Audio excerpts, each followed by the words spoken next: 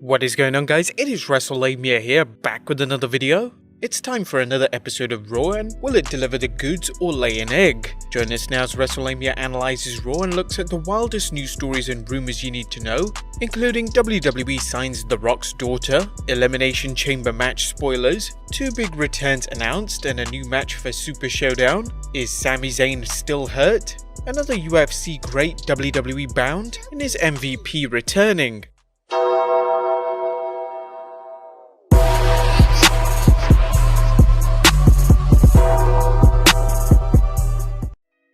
Be sure to subscribe and hit that notification bell for daily wrestling videos. As always, we won't waste your time recapping the matches, but we will take a look at the good, the bad, and the downright ugly from last night's show. As always, we start off with the good, is number 1, stretching out an angle. WrestleMania 36 is still a bit of a way off, which means the WWE has to stretch out the storyline involving Randy Orton and Edge, particularly since the rated R superstar is rumored to only be committed to 5 matches in 2020, with his Royal Rumble appearance reducing this commitment by 1. Thus, the WWE actually made a wise move last night, sending Matt Hardy to try and confront Randy Orton about injuring Edge. The WWE played upon Hardy and Edge's past rivalry and actually used Hardy as more than a jobber, although he did eat an RKO for his troubles and ended up brutally getting a concerto. With rumours of Edge's former tag team partner Christian coming in to help the feud going until Mania, last night's segment with Orton was done very well. Kudos to Matt Hardy as well, as he gave an emotional and decent promo. Number 2, MVP shines. MVP did a great job last night interviewing Drew McIntyre, who also got a huge pop and is clearly over with the crowd, and bringing up the questions that some fans have about the Scottish psychopath's ability to defeat Brock Lesnar. Like the Randy Orton segment, the segment with Drew McIntyre forwarded the story of McIntyre fighting Lesnar at WrestleMania without necessitating an appearance by Lesnar himself. MVP's offer to manage McIntyre was also a clever way of forwarding the storyline, since Drew distinguished himself from Lesnar with his statement that he can think for himself. Number 3, building up Ricochet. While few fans are counting on Ricochet defeating Brock Lesnar at Super Showdown, some are taking bets on how many seconds Ricochet will last in the match, but the WWE did what they should be doing going into the show, building Ricochet up with wins over credible opponents such as last night's match against Bobby Lashley. While the WWE should have been building Ricochet up for more than 2 weeks, this is the WWE we're talking about, where long-term planning is Vince McMahon figuring out what's for dinner. Number 4, the women's division gets a boost. With 3 hours to fill, Raw decided to showcase its female talent in matches and backstage segments. Some fans may have been surprised to discover there are grappling gals besides Charlotte, Becky and Asuka. Appearances by Ruby Riott, Rhea Ripley and Sarah Logan added to the show, and with any luck we may see a Riott Squad reunion even if Liv Morgan opts to stay out of it. If nothing else, the added appearances from the Red Brand's women's division spared fans from another Eric Rowan squash match. Speaking of which, have WWE just forgotten about the cage angle? But add in the spirited promo from Becky Lynch and the women did pretty good for themselves last night. And number 5, Baszler bites Becky. Despite the fact most fans knew that Shayna Baszler was going to show up on last night's edition of Raw, who would have thought the WWE would turn the very talented former MMA fighter and NXT Women's Champion's debut into an over-the-top moment reminiscent of the Vampire Diaries?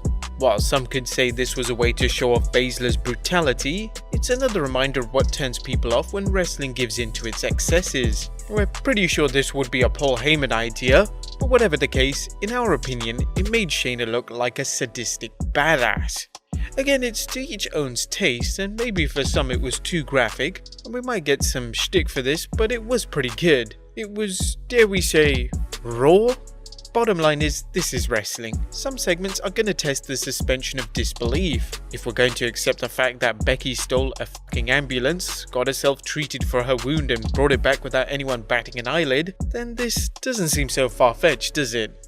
The brutality is also up the scale on their feud. Will Becky retaliate herself with some dirty tactics? What will she do to retain the Raw Women's Championship? Well, that was the good. Let's move on to the bad. As number 1, another meaningless match. The Street Profits have come a long way from their Raw debut when they look to be on the fast track to winning the Raw Tag Team Championship. While their backstage segments can be fun, Montez Ford and Angelo Dawkins should be doing more than wasting their time against Mojo Rawley and Riddick Moss. The Street Profits' win ended up being an afterthought, as the story after was about Moss winning the 24/7 championship from Mojo Rawley. Number 2. Now that was a surprise. Raw writers really amped up their creativity last night when they featured Seth Rollins and his disciples starting the show. While we're still happy Shane McMahon is gone from WWE television, the Red Brand is falling back into the trap of wrestlers opening up the show with a predictable monologue followed by a brawl. It was great to see Samoa Joe return to the mix, but the WWE needs to mix things up if they want to keep fans tuned in throughout the whole show. Overall, last night's show was entertaining for the most part, but the WWE needs to find a way to shake up the program between Seth Rollins' forces and Kevin Owens, as the various tag matches have grown stale. Of course, it wasn't all great, but it was still way more entertaining than last week's edition of SmackDown. However, we are pretty pissed at the fact that we only have 2 weeks to the show in Saudi Arabia, and still this week we didn't get to see who Mansoor will be defeating at Super ShowDown. Come on WWE, step up your game. But that was the good, the bad and the downright ugly. Let's move on to the news, as our first story looks at the WWE signing The Rock's daughter. Congratulations to 18-year-old Simone Johnson, who was signed with the WWE and is about to become the promotion's first fourth-generation superstar. As you probably figured out already, Simone is the daughter of Dwayne "The Rock" Johnson. She talked about her signing in a WWE press release saying, "It means the world to me. To know that my family has such a personal connection to wrestling is really special to me, and I feel grateful to have the opportunity not only to wrestle, but to carry on that legacy." According to an article at WrestlingNews.co, Simone has been training on and off at the WWE Performance Center for at least a year. While some may cry nepotism, the reality is Johnson, like anyone with a famous wrestling parent, will have to deal with positives and negatives from her famous father. Her critics will always cry she has it easy, while Simone will have to work harder than her colleagues in order to prove that she isn't being coddled. The Rock experienced the same problems when he debuted in the WWF as Rocky Maivia, the son of Rocky Johnson and grandson of Peter Maivia, and she will hopefully find a way to carve out a path to success on her own terms. We wish her all the best. Next up, some Elimination Chamber match spoilers. Now, if you don't want to know who will be in the Elimination Chamber match, please skip ahead, around 30 seconds in.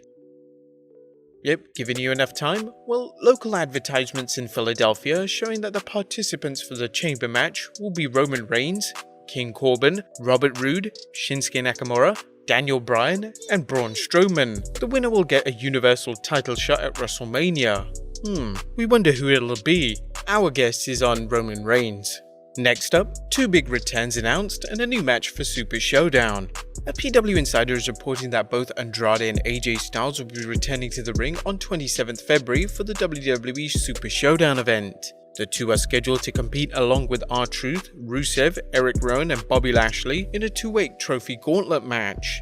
Next up, is Sami Zayn still hurt? There's been some question about Sami Zayn's health status since the talented performer's in-ring appearances have been so few of late following his shoulder injury.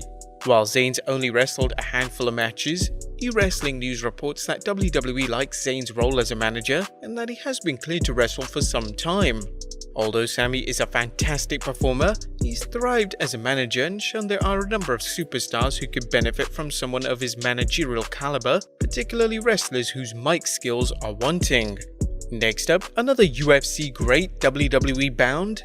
The current UFC light heavyweight champion Jon Jones is still a force to be reckoned with in MMA, but according to Jones, the WWE is his destiny. Speaking with Sports Illustrated, Jones remarked on why he thinks his future is in pro wrestling. "I think it's inevitable. I've always respected WWE, and I feel like the sports can be so similar. I have the size and athleticism and the following to transition over really well. To get the opportunity to just show up, even as a special guest, would be a dream come true." And Jones's MMA skills are undeniable, and MMA stars at his level have a good track record. Only time will tell, however, if Jones finds success in the WWE when he makes the jump. And our final story today is MVP returning to WWE. MVP surprised some fans last night with his talk segment involving Drew McIntyre, with speculation circulating that he could be back in the WWE, despite earlier reports his in-ring return was only limited to the Royal Rumble and the following night's Raw. However, PW Insider's Mike Johnson says that the current word is that MVP may be returning to the WWE as a producer. But there you have it guys, the good, the bad and the downright ugly from the 10th February edition of Raw, as well as the wildest news stories and rumours you need to know. Be sure to leave your comments down below, subscribe if you haven't already, follow us on Instagram and Twitter, and I'll see you next time with some more wrestling content.